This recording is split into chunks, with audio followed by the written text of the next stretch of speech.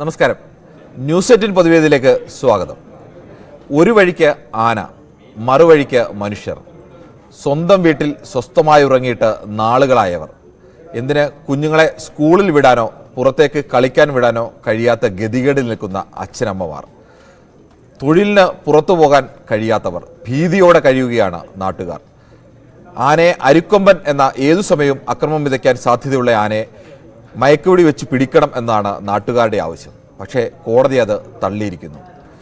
ആനയുടെ ആവാസ മേഖലയിലേക്ക് ആദിവാസികളെ കുടിയിരുത്തിയിട്ട് അവിടേക്ക് ആന വരരുത് എന്ന് എങ്ങനെ പറയാൻ കഴിയും എന്നാണ് കോടതിയുടെ ചോദ്യം. ഇവിടെ നിന്ന് 301 കോളനി മാറ്റിലല്ലേ ഫലപ്രദമെന്നും കോടതി ചോദിക്കുന്നു. എന്തായാലും ജനങ്ങൾ പ്രതിസന്ധിയിൽ നിൽക്കുകയാണ്, ആനയ്ക്കും കോടതിക്കും നടുവിൽ.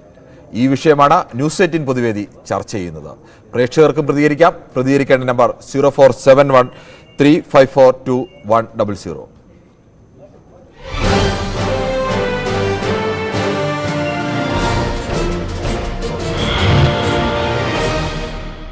നിലയ്ക്കൽ നിന്നും സുരേഷാണ് ആദ്യ പ്രേക്ഷകനായിരുന്നത്. നിലയ്ക്കലൊക്കെ ആന ഇറങ്ങാൻ സാധ്യതയുള്ള അല്ലെങ്കിൽ ആന ഇറങ്ങുന്ന സ്ഥലമല്ലേ സുരേഷ്? ഒരു പ്രശ്നമില്ല, അവിടെ ആനയുടെ ശല്യമുണ്ട്. ഞങ്ങൾക്ക് യാതൊരു പ്രശ്നമില്ല. ഇപ്പോഴത്തെ പ്രശ്നം എന്നാന്ന് ചോദിച്ചാൽ കോടതിയാണ്. കോടതി ഇല്ലാത്ത അധികാരങ്ങൾ പ്രയോഗിക്കുക. ജനങ്ങളുടെ പ്രശ്നങ്ങൾ എന്താണെന്ന് ഈ ചില്ലമേടയിൽ ഇരിക്കുന്ന അവർക്കറിയത്തില്ല. ആദിവാസികൾ കാട്ടിലല്ലേ താമസിക്കേണ്ടത്, അല്ലാതെ നാട്ടിലല്ലല്ലോ. അവർക്ക് സ്ഥാപിക്കാനുള്ള, അവർക്ക് ജീവിക്കാനുള്ള ഒരു പ്രദേശമുണ്ട്. അതുപോലെ ഈ ശബരിമല കാര്യത്തിലൊക്കെ എന്ന് പറഞ്ഞാൽ യാതൊരു അഡ്രസ്സും ഇല്ലാത്ത നാട്ടുവാസികൾ താമസമുണ്ട്, അവരുണ്ട്. പക്ഷേ ഈ ശല്യക്കാരായ മൃഗങ്ങളെ ഒഴിവാക്കണമെന്ന് പറഞ്ഞാൽ ഒഴിവാക്കണം. എന്നുള്ളതാണ് കോടതി ചോദിക്കുന്ന മറ്റൊരു ചോദ്യം. ഇരുന്ന് അവർക്കറിയത്തില്ല. അവരുടെ ഭാര്യമാരെയോ അവരുടെ കുഞ്ഞുങ്ങളെയോ അവരുടെ ബന്ധുക്കളെയോ ആക്രമിക്കുവാണെങ്കിൽ അവർക്ക് ഇതാവും. അവരുടെ കാലം കൈയും കെട്ടി ഈ ആനയുടെ മുന്നോട്ട് ഇട്ട് കൊടുക്കണം. അപ്പൊ അന്നേരം അതെ അവരുടെ പ്രതികരണം എന്താണെന്ന്. ശരി സുരേഷ്, മറ്റേ കോടതി ചോദിച്ചൊരു ചെറിയ ചോദ്യം. ഈ ഒരു അരിക്കൊമ്പനെ മാത്രം പിടിച്ചാൽ വീണ്ടും ഇതുപോലെ ആനകൾ പിന്നീടും വരില്ലേ? അപ്പോഴെന്ത് ചെയ്യുമെന്നൊരു ചോദ്യം കൂടി ചോദിച്ചിരുന്നു. ശല്യക്കാരായവരെ ഒഴിവാക്കി നിർത്തുക തന്നെ ചെയ്യണം. ഈ മനുഷ്യർ കാട്ടിൽ കയറി ശല്യം ഉണ്ടാക്കുക അവരുടെ ആവാസ വ്യവസ്ഥയാണ്, സമ്മതിക്കാം. കാട്ടിൽ കയറി മനുഷ്യൻ കാട്ടിൽ കയറുകയാണ്. അപ്പം ആനകള് അല്ലെ മറ്റ് വന്യമൃഗങ്ങൾ ഉപദ്രവിക്കുകയാണെങ്കിൽ അത് നമുക്ക് സമ്മതിക്കാം, അവരുടെ ആവാസ വ്യവസ്ഥയിൽ കയറിയിട്ടാണ്. പക്ഷെ ഇതല്ലല്ലോ. ശരി, എന്തായാലും താങ്കളുടെ വികാരം കൃത്യമായി മനസ്സിലാവുന്നു. പ്രത്യേകിച്ച് ആനയൊക്കെ ഇറങ്ങുന്ന ഒരു സ്ഥലത്തുള്ള ആൾ കൂടിയാണ് സുരേഷ്.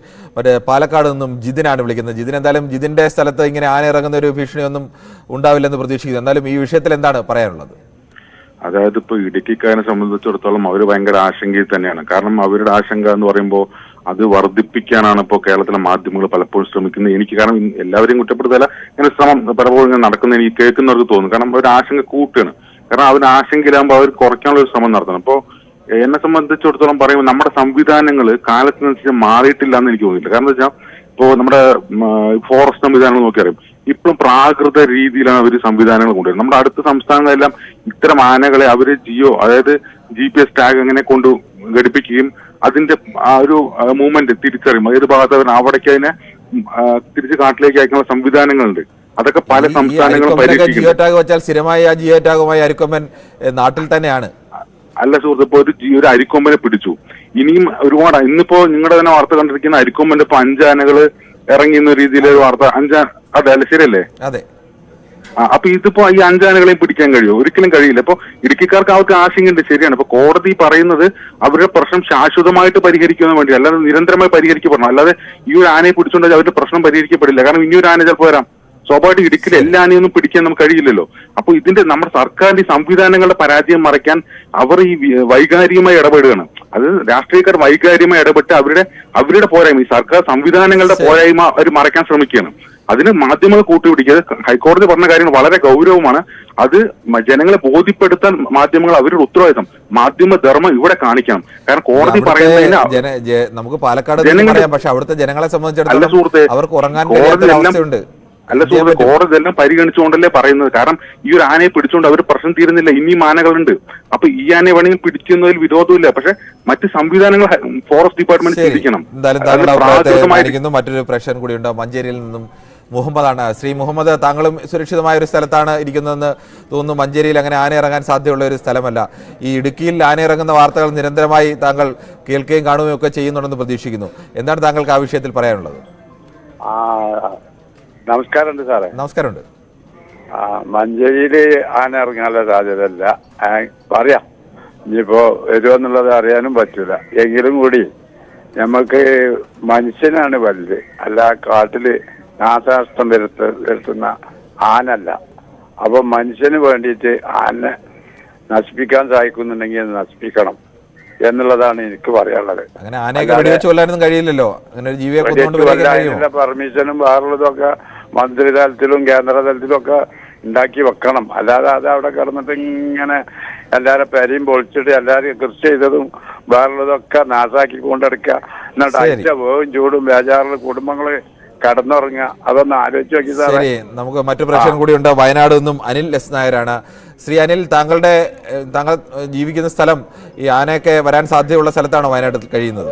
സാറേ, വയനാട്ടിലെ സുൽത്താൻ ബത്തേരി ടൗണിൽ ഇറങ്ങുന്നു സാർ. മുനിസിപ്പാലിറ്റിയാണ് വയനാട്ടിലെ സുൽത്താൻ ബത്തേരി ടൗണിൽ വരെ ആന ഇറങ്ങിയിട്ടുണ്ട്.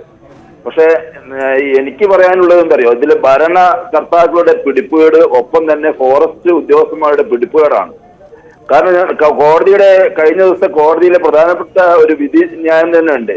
നമ്മൾ ഒരു അരിക്കൊമ്പനെ പിടിച്ചുകൊണ്ട് മാത്രം പ്രശ്നം തീരുന്നില്ല. അരിക്കൊമ്പനെ പിടിച്ച് നമ്മൾ പിടിയാനാക്കിയോ അല്ലെങ്കിൽ മറ്റു കാര്യം ചെയ്തിട്ട് കാര്യമില്ല. ആനകൾ ഇഷ്ടം പോലെ ഉണ്ട്. പക്ഷെ ഈ ആവാസ വ്യവസ്ഥയിലേക്ക് വരുന്ന, ജനവാസ കേന്ദ്രത്തിലേക്ക് വരുന്ന മൃഗങ്ങളെ, ആന അടക്കമുള്ള മൃഗങ്ങളെ അവരെ കാട്ടിൽ തന്നെ വസിക്കാനുള്ള സാഹചര്യം സൃഷ്ടിക്കുക വേണ്ടത്. ഇപ്പൊ ഉദാഹരണം പറയാന്ന് വെച്ചാല്, നമ്മൾ ഫോറസ്റ്റുകാർ ഇപ്പൊ സർക്കാരും ചെയ്യുന്നത്, ഫോറസ്റ്റിന്റെ അടുത്ത് നിന്ന് ടൗണിലേക്ക് വരുന്ന അല്ലെങ്കിൽ ഒരു സ്വകാര്യ സ്ഥലത്തേക്ക് വരുന്ന സ്ഥലത്ത് ഒരു ലോഡോ 2 ലോഡോ കല്ല് ഇറക്കിക്കൊണ്ട് ഒരു മതിൽ കെട്ടുകയായിരുന്നു. ഒരു ആനയ്ക്ക് ഈ മതിൽ കെട്ടിക്കൊണ്ട് എന്താ പരിഹാരമുള്ളത് സാറേ? അതില്ല. അപ്പൊ കാട്ടിലുള്ള മൃഗങ്ങൾ നാട്ടിലേക്ക് ഇറങ്ങാതിരിക്കാനുള്ള സാഹചര്യമാണ്. ഈ കാട്ടിലെ ആനയൊക്കെ നാട്ടിലേക്ക് ഇറങ്ങാതിരിക്കാൻ എന്ത് ചെയ്യാൻ കഴിയും? ഈ വൈദ്യുതിയിലേക്ക് സ്ഥാപിച്ചാലും അതൊക്കെ പൊളിച്ചുകൊണ്ടും ആന പുറത്തു വരുന്നുണ്ട്.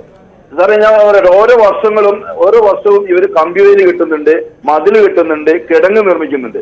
പക്ഷെ അത് ഈ കിടങ്ങ് നിർമ്മിച്ച ഒരു മഴക്കാലം വന്നു ആ കിടങ്ങിലേക്ക് മറ്റു കൂട്ടിയിട്ട മണ്ണ് പിന്നെയും വന്ന് ആ കുഴികളെല്ലാം മൂടുകയാണ് ചെയ്യുന്നത്.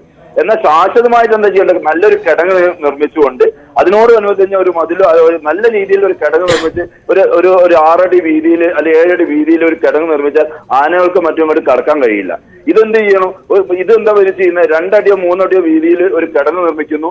അത് അടുത്തൊരു മഴ വരുമ്പോൾ ആ കിടങ്ങ് കൂട്ടിയിട്ട മണ്ണ് രണ്ടാമത് ആ കിടങ്ങിലേക്ക് തന്നെ വീഴുന്നു. സാധാരണ പോലെ തന്നെ ആ കുഴി തൂർന്നു വരുന്നു. പക്ഷെ ശാശ്വതമായ ഒരു പരിഹാരം ഇവർ കാണുന്നില്ല.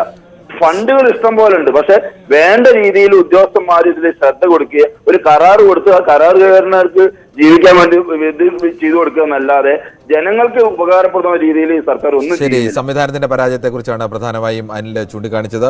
വടകരയിൽ നിന്നും ബാലകൃഷ്ണൻ കൂടി ചേരുന്നുണ്ട്. ശ്രീ ബാലകൃഷ്ണൻ, താങ്കൾക്ക് എന്താണ്, ഏത് ജനങ്ങളുടെ ഒരു വലിയ ഉത്കണ്ഠയിൽ നിൽക്കുകയാണ് അവിടുത്തെ ജനങ്ങൾ? പക്ഷേ കോടതി മറ്റൊരു വിഷയമാണ് പറയുന്നത്. താങ്കൾക്ക് ഇതിൽ ഏത് അഭിപ്രായത്തോടാണ് യോജിപ്പ്? സാറേ, കോടതി ഏത് അഭിപ്രായം പറഞ്ഞാലും നമ്മളെ 5 മക്കളെ അവിടെ കുടുംബം രാത്രി കിടന്നുറങ്ങുന്ന കാര്യം പ്രയാസം തന്നെയാണ്.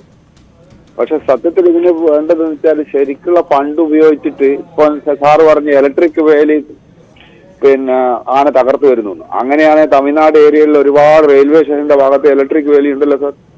അപ്പൊ അതുകൊണ്ട് അങ്ങനെയൊന്നുമല്ല, ഇത് കേന്ദ്ര ഗവൺമെന്റിനോട് ഉൾപ്പെടുത്തി വലിയൊരു ഫണ്ട് ശേഖരിച്ച് നേരത്തെ പ്രശ്നം പറഞ്ഞ പോലെ ശരിയായ രൂപത്തിലുള്ള ഒരു മാർഗം ഉണ്ടാക്കുക. കിടങ്ങാണെങ്കിൽ കിടങ്ങ്, അത് അതിന്റെ രൂപത്തിൽ.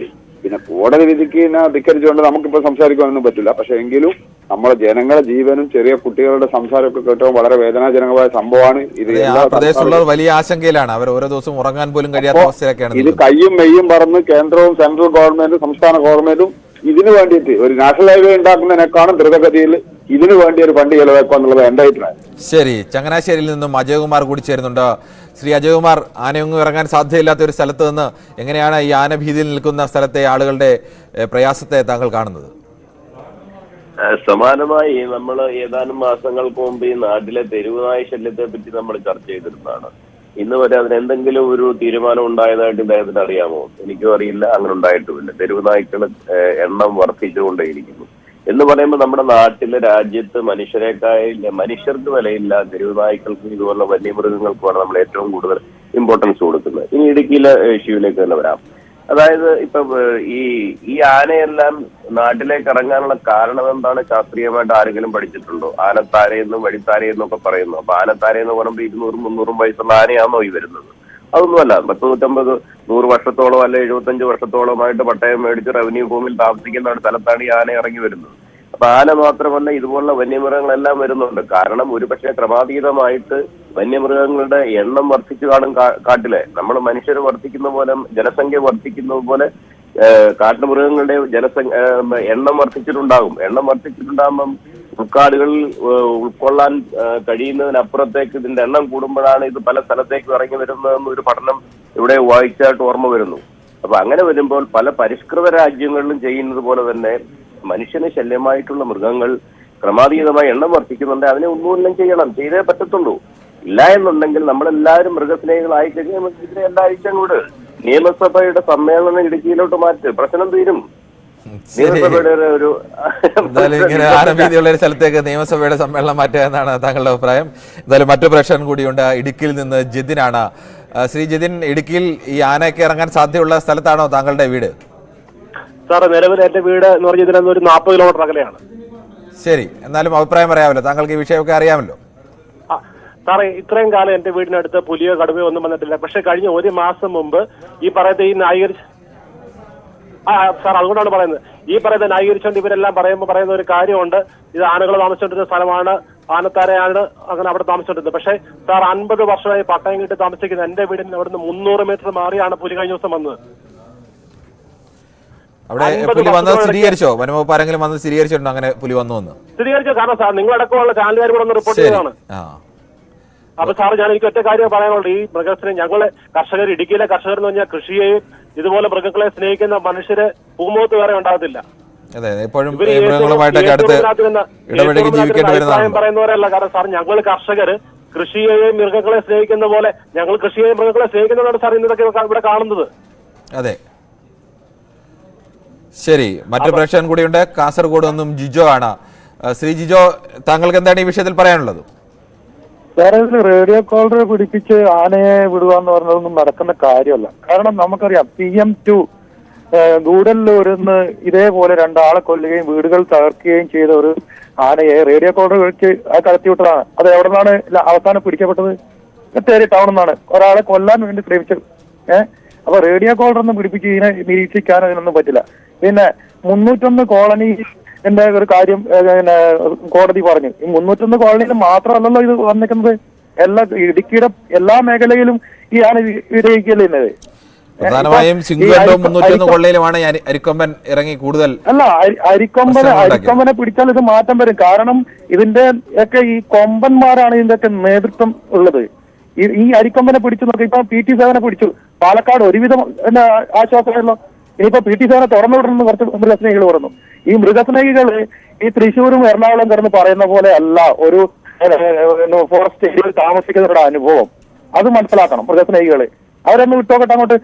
ഒരാഴ്ച അവിടെ കൊണ്ട് അവർക്ക് ധൈര്യസമയം നിൽക്കാൻ പറ്റും? ഈ മൃഗസ്നേഹികൾക്ക് പറ്റൂലല്ലോ. അവരെ കഷ്ടപ്പാട് ഇല്ലാത്ത സ്ഥലത്ത് വസിക്കുന്നവർ അവർ അഭിപ്രായങ്ങൾ പറയുകയാണില്ലയോ?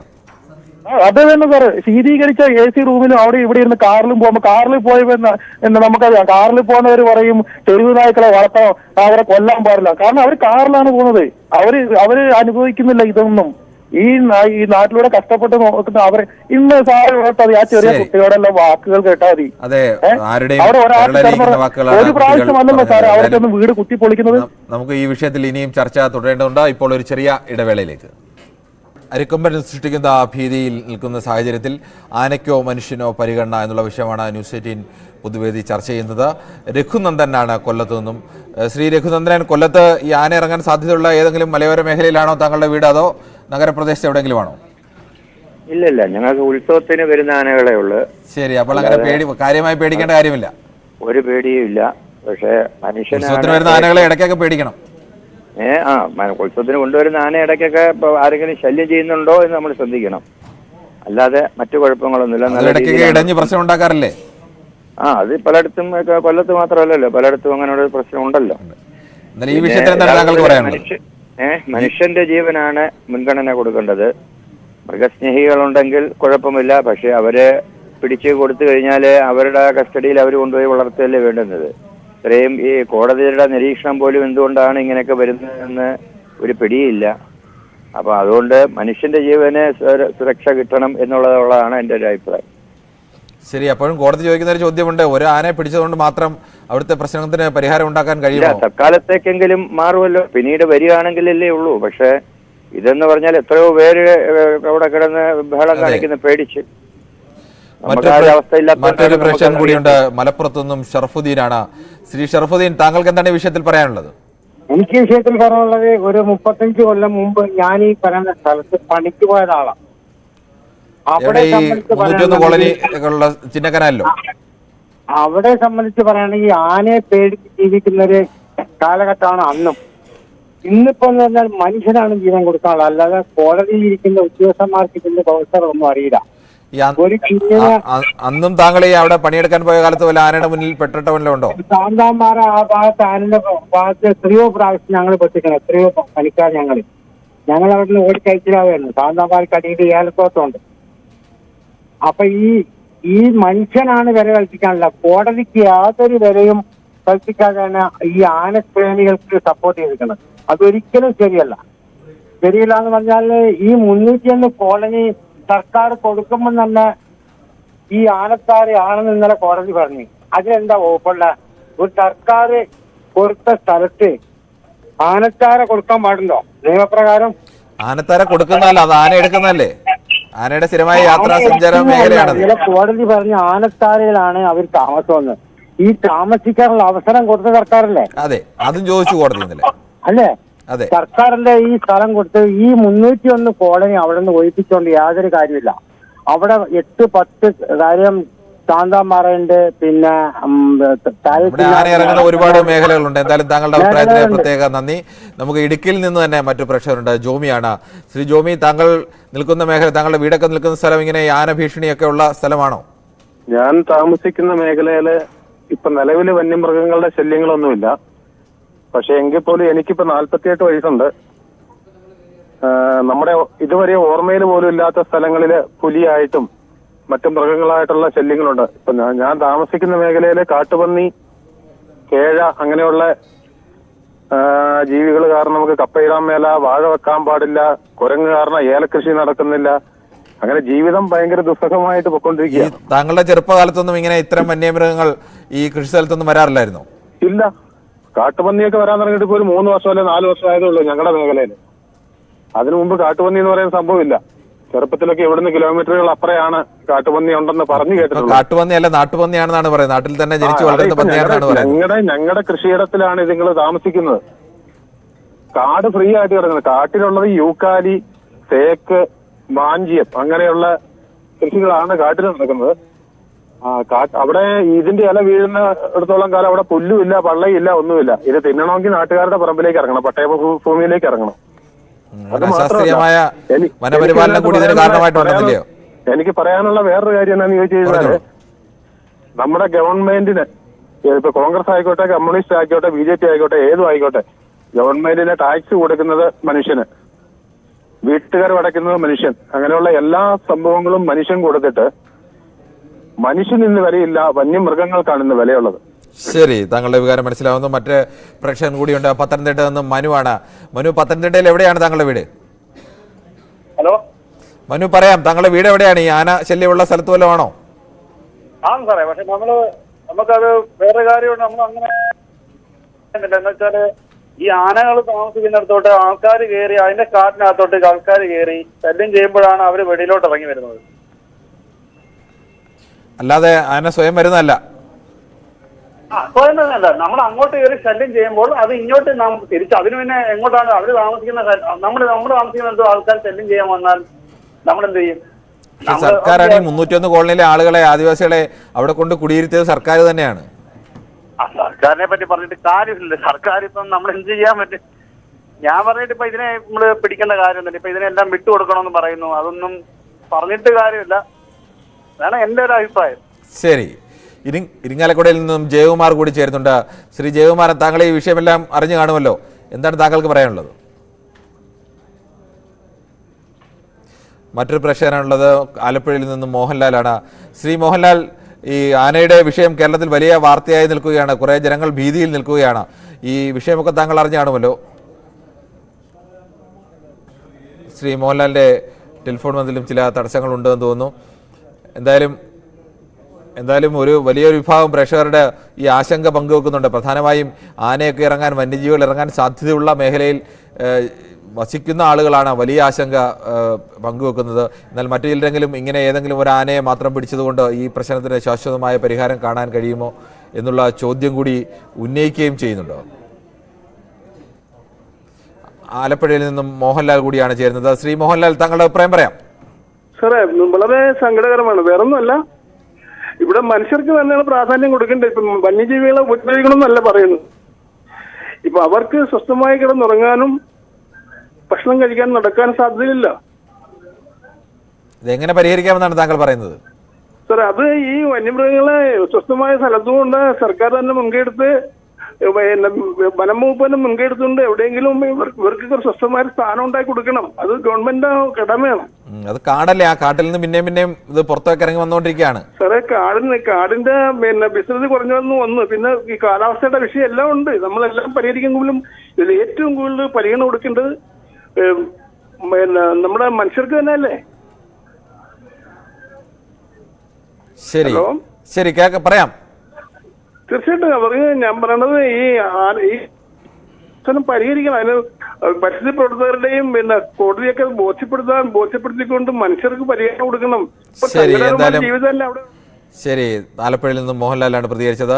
എന്തായാലും ഈ വിഷയത്തിൽ ഞങ്ങളോട് പ്രതികരിച്ച മഹാഭൂരിപക്ഷം പ്രേക്ഷകരും മനുഷ്യരുടെ ജീവനാണ് പ്രാധാന്യം നൽകേണ്ടത്, ഇങ്ങനെ ഭീതിയിൽ കഴിയേണ്ടവരല്ല മനുഷ്യർ എന്നുള്ള അഭിപ്രായം തന്നെയാണ് പ്രകടിപ്പിച്ചത്. എന്നാൽ ചിലരെങ്കിലും ഇങ്ങനെ ഏതെങ്കിലും ഒരു ആനയെ പിടിച്ചതുകൊണ്ടോ അല്ലെങ്കിൽ ഒരു ആനയെ അകറ്റി നിർത്തിയതുകൊണ്ടോ മാത്രം പരിഹരിക്കാൻ കഴിയുന്ന പ്രശ്നമല്ല എന്നും വിമർശനങ്ങൾ ഉന്നയിച്ചിട്ടുണ്ട്. അതോടൊപ്പം തന്നെ ആനത്താരയിൽ കൊണ്ടുവന്ന് ഒരു ആദിവാസികളുടെ കോളനി നിർമ്മിച്ചു നൽകുന്നത് സർക്കാരല്ലേ എന്നുള്ള ചോദ്യമടക്കം പ്രേക്ഷകർ ഉന്നയിച്ചിട്ടുണ്ട്. എന്തായാലും നാളെയും ഇതേ സമയം മറ്റു വിഷയമായി ന്യൂസ് 18 പൊതുവേദി.